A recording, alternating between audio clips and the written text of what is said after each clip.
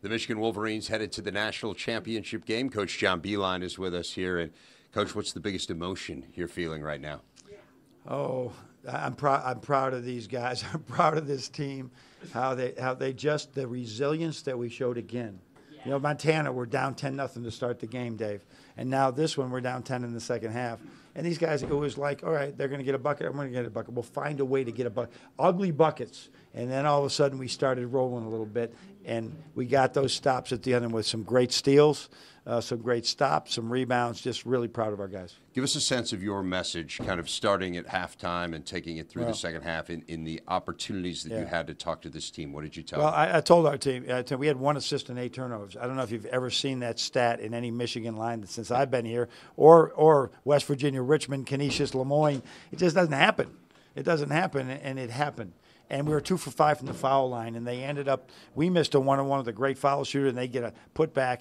So I said, the 7 points is 7 points, but we got a long way to go. But we're not going to get that 7 points. Just let's get back. Let's win 4-minute wars, and we'll be right back in this game.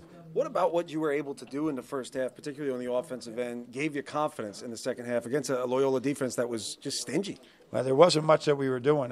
We wanted to watch how they're going to rotate, whether Mo slipped or he popped, whatever he was doing. We were trying to figure out what they were going to do, and then. Then when we did, it was really hard to get an open shot, and we didn't make them.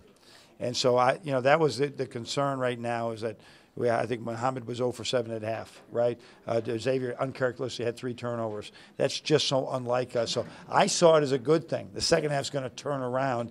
That's so uncharacteristic of those really good guards. And how key was it to have Mo doing what he did in the first half? I mean, offensive rebounding opportunities, did everything. Well, when you switch and you want a 6-foot guard guy to take away his 3, he's going to get rebounds. And Mitch McGarry used to do that for us when people would switch screens. Just hang in there and get rebounds. So it's – the geometry of the game is so crazy, and we're always trying to figure it out. And Mo, as we all understand, he loves to pop when sometimes he should roll, and he did that just enough tonight for us to win. We've talked so much about your defense, but specifically the way you guys scramble, the way you flock to the basketball without overcommitting. Yeah. I mean, how much of that has evolved through the course of this year? It's really evolved. Luke Yaklich has a term, fix it. Right, when something breaks down, there's a jailbreak. Somebody ended up, running a shooter off the line, which we're going to do a lot, and then we try and fix it. And everybody's trying to fix it, and that's really been a great addition. Now we've done that before, but it wouldn't be like it makes so much sense. We're in trouble. All 5 of you got to fix it, and that's really been a good thing for us. You're an offensive guy. How much would you hate having to play against your own defense? That would be hard when you have Xavier. I tell that to Eli Brooks and Jerron. I said Xavier Simpson's guarding you every day, right? And I know you get frustrated. Well, guess what? He is everybody in the Big Ten. All those last games, we have some great guards. He did a great job on so many of them. That don't get down because Muhammad Ali is a great defender, right? And when Jordan Poole has a bad day in practice or it's okay. Right, these are elite defenders. So I really, it's good to have a backcourt like that can really guard people. How were you able to speed up Loyola in that second half? Because you were able to put together a little bit of run that finally brought rhythm to the game that otherwise had none. Yeah, they had no rhythm. I think by forcing the steals, the turnovers, they had 17 turnovers. It's very, very unlike them. I think they averaged 12 a game. That was a game changer, so we could get running. And then when everybody knows, and including with Loyola, when the game's in front of you in the second half on offense. I think most coaching staffs are more comfortable that you can see it and you can call your action and everybody knows it. First half, you can't be as accurate, and the kids got some sets that they know in their minds. But we were able to establish a flow in the second half because we knew better what they were going to do. Coach, you've won 799 games in your career. Yes, you have. I knew it was over 700. I didn't know it was that close. Really? 799. 799. So what would it mean for number 800 to be a national championship? It would be number 800. I mean, it'd be great. I would love it. I would love it so much. I mean, personally, certainly be some satisfaction. But that's not how I tick.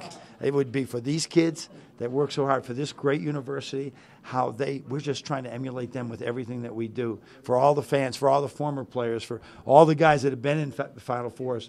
I heard from Phil Hubbard yesterday. Ray Jackson is here. All these guys that have been there before.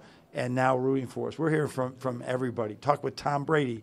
You know, it's incredible that we've had this great tradition of athletics at Michigan, and we're going after a national championship just like so many of our other sports, and we're going to try and win it. So give me a sense for the next 48 hours. Take people inside, kind of what happens between when you win this game and you move on to the next one. It will be interesting. That I won't watch this game at all. We'll go back with the players in a minute.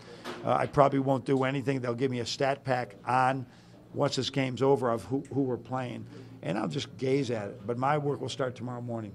It will start here, and it will go all day long. I'll probably take a break. I have a Jesuit priest from St. Mary's in Ann Arbor with us. He's going to say Mass for my family. And then other than that, it will be work all day long. I do believe that if I don't feel comfortable and we're not ready, we'll pass our shoot-around time here at the Dome and practice later on. It was a mistake I thought I made in 13, that we were so rushed. Trey Burke was getting all these awards. I had to be with him, and it was the right thing to do. But I actually walked into practice not as prepared as we normally are. I want to be really prepared for this game. So that will be it. And then the game seems like it's at midnight on Monday, you know. So we'll have a lot of time there. Got to get our guys some rest, but also show them all the good things they did today. We'll show them film of today. That's how we get better. Let's show them last and get better, and then just concentrate on whoever we're playing. Well, if we know you, you will leave no stone unturned. No, we will not. We will not. Dave, I got these folders. By the time they're done, they look like they could go in a rag pile, and it just keeps going and going and going.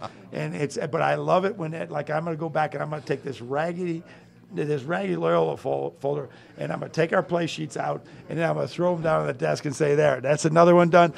And they'll give me this nice clean folder. It won't look like that in a day. I will open and close it and thumb through those pages. It will be dog-eared very quickly. All right, one raggedy folder away from national championship. Congratulations, Thanks, Coach. Dave. Thanks, John. John Beilein, head coach of the Wolverines. Let's go back to Chicago.